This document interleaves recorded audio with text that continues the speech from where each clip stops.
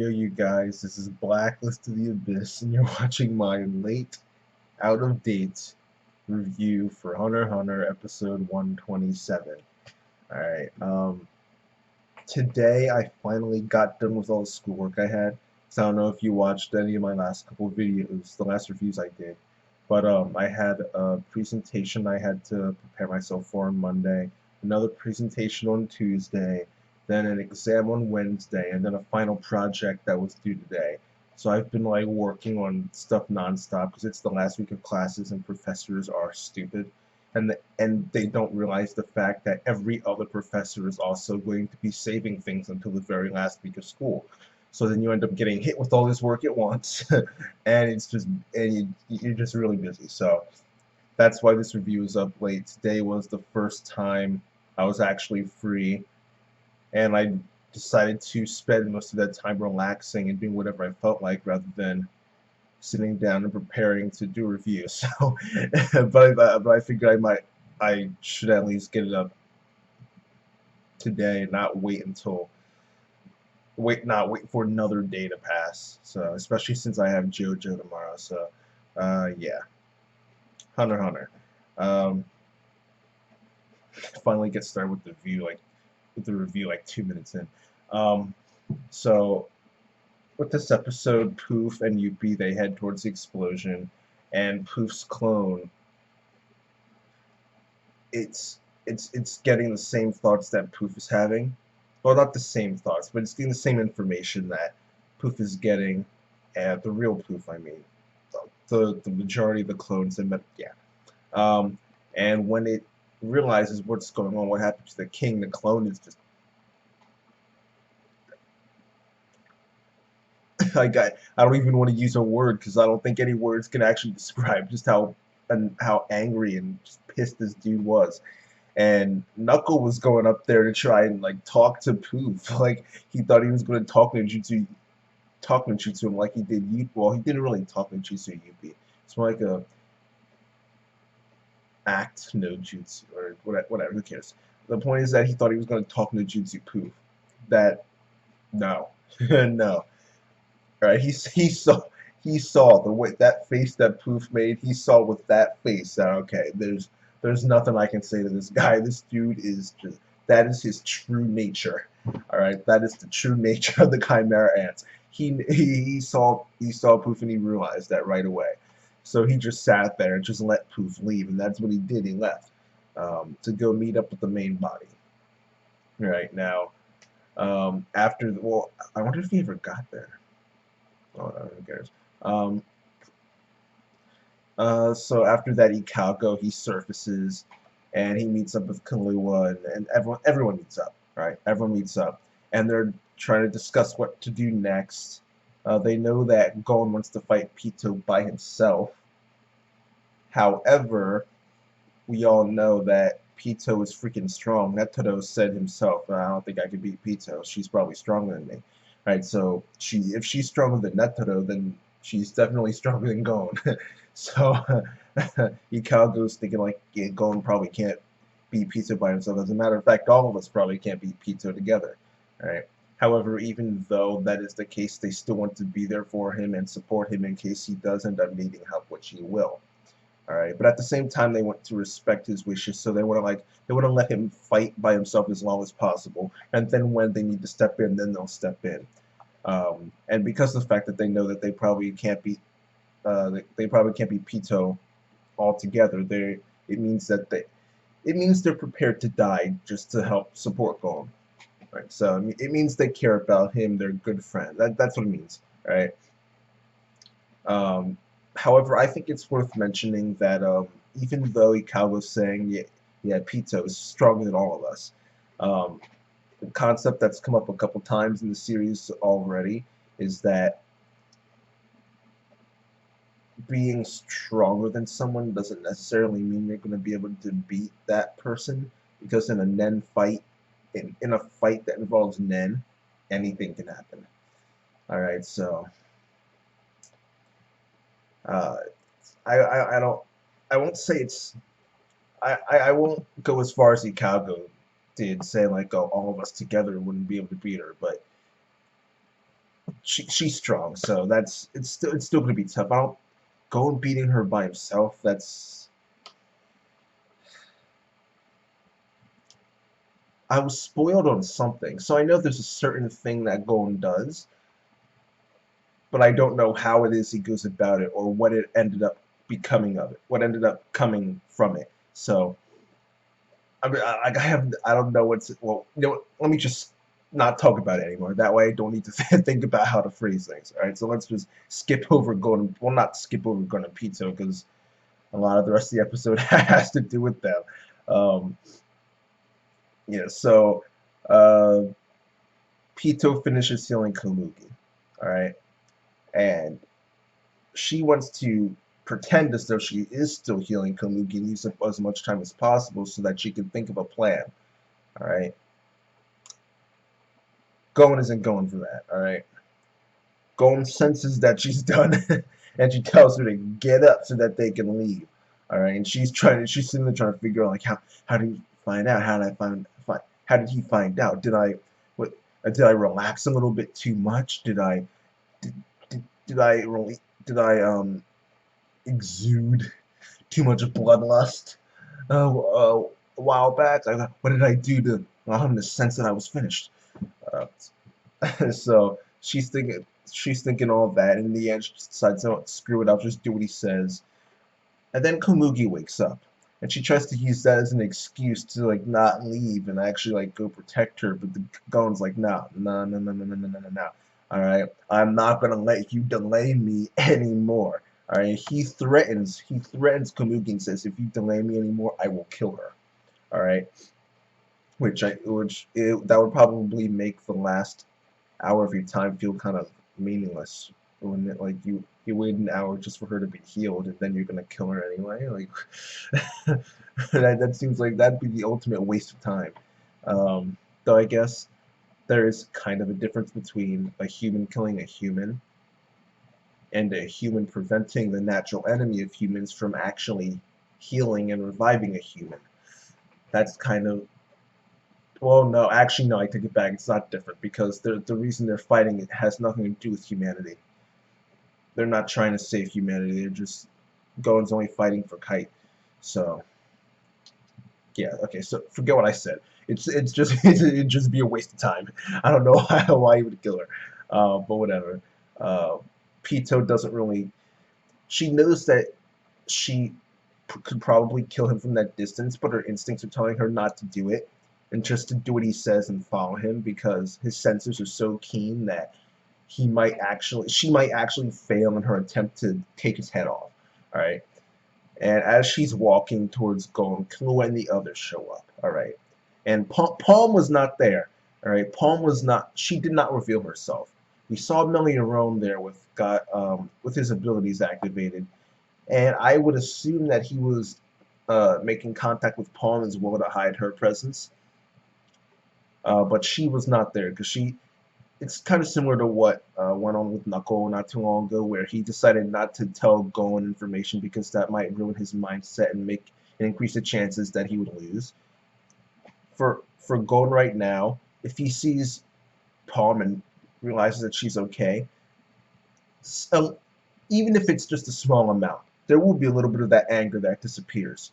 All right, and as we know from Itachi Uchiha, the more angry you are, the stronger you are. So hatred is a powerful weapon. All right, so she probably thought, nah, I better not show up, or else that might just put him in more danger.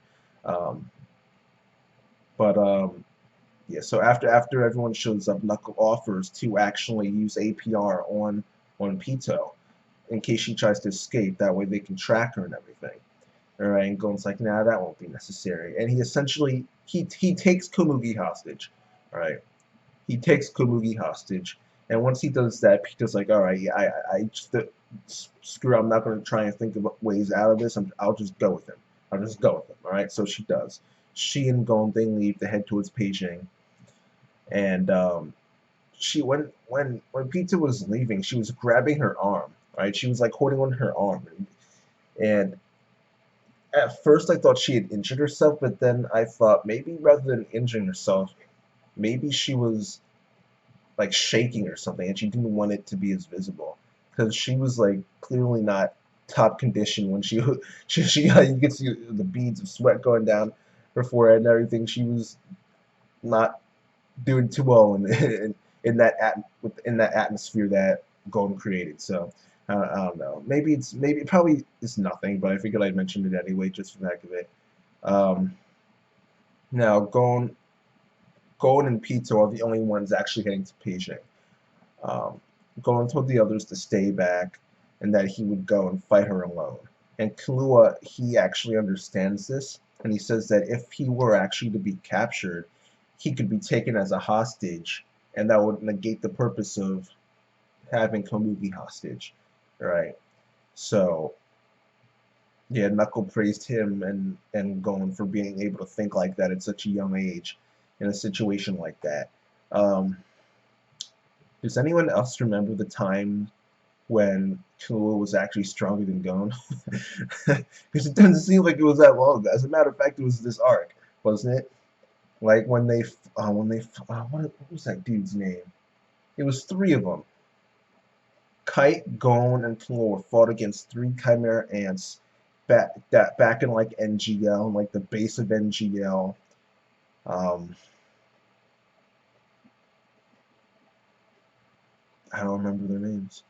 Who cares?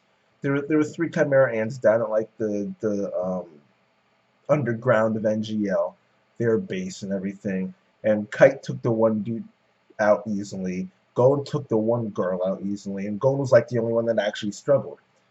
As a matter of fact, he thought he would when he really didn't, and he had to get saved by Kite. Right, so it wasn't that long ago when Gon was still weaker than Killua, but now it's like that, you know, a little bit of anger. It goes a long way, man. The words of Itachi Uchiha cannot be discounted.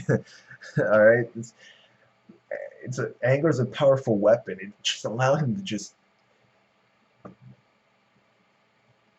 It's just surprising. And Killua was always the guy who would like kill and stuff like that, but now he's the one who's trying to talk sense to Gon. Like the roles are completely flipped. It's just so interesting to see how their characters have developed during this arc. It's really interesting. I know why people say this arc is so good.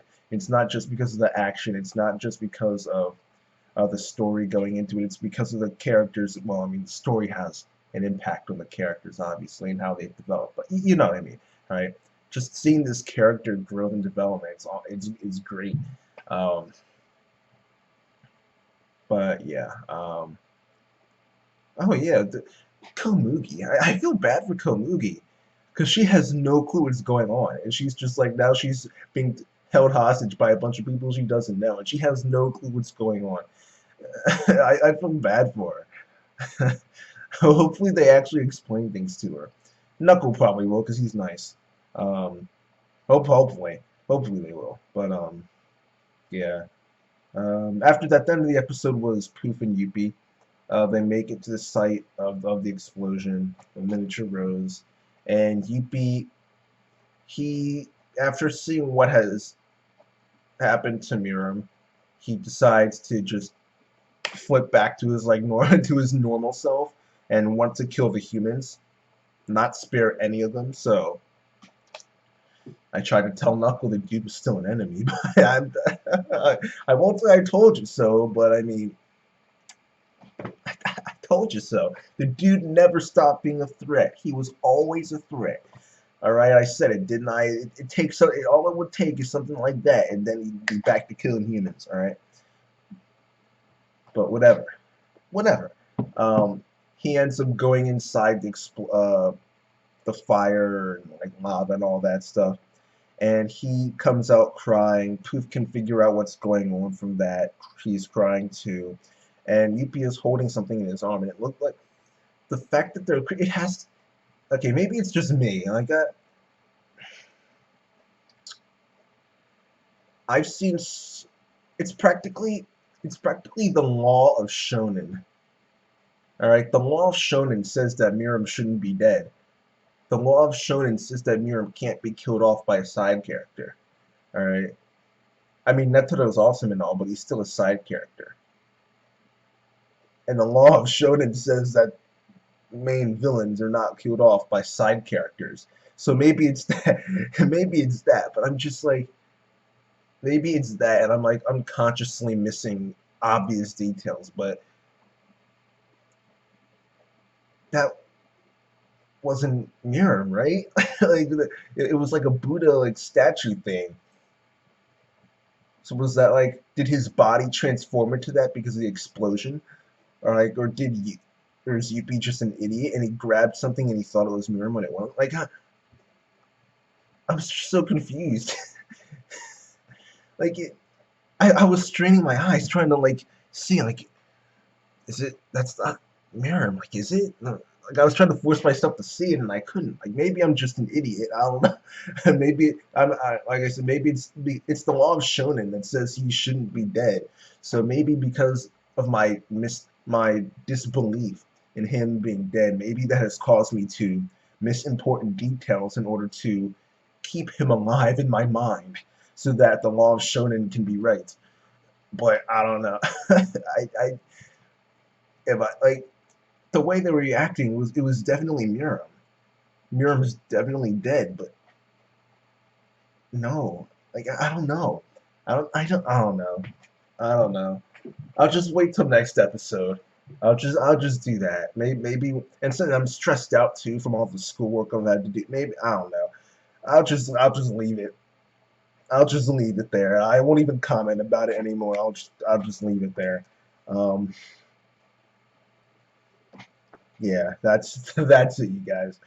Um, I'll give this episode an 8 out of 10 because the first 5 minutes it pulled a One Piece. Right, like the first 5 minutes was just stuff from last from last episode, which I mean it was still enjoyable. I'm just saying it was stuff from last episode. Most of it was. A little bit was new stuff, like talking about how there are still a bunch of those miniature rose bombs left, and they're just sitting around waiting to be used. It was information like that. Maybe they'll actually come back again later in the series or something. Who knows? But stuff like that. It was like that was 5 minutes right there. Then it was like another who knows how long of like Killua and Ikago and Palm talking, and then Knuckle came in, then they and Meliorone, then they were talking. It was just so much, like 8 out of 10, right? 8 out of 10. It was kind of a simple episode, like not much. It's freaking like 18 minutes now, but so like it sounds really stupid for me to say not much happened, but because stuff did happen. I'll just leave it. I'll just leave it. All right, 8 out of 10. 8 out of 10. The first half of the episode was just not much there. So yeah, 8 out of 10. That's that, you guys. Rate, comment, subscribe, and I'll see you guys next time.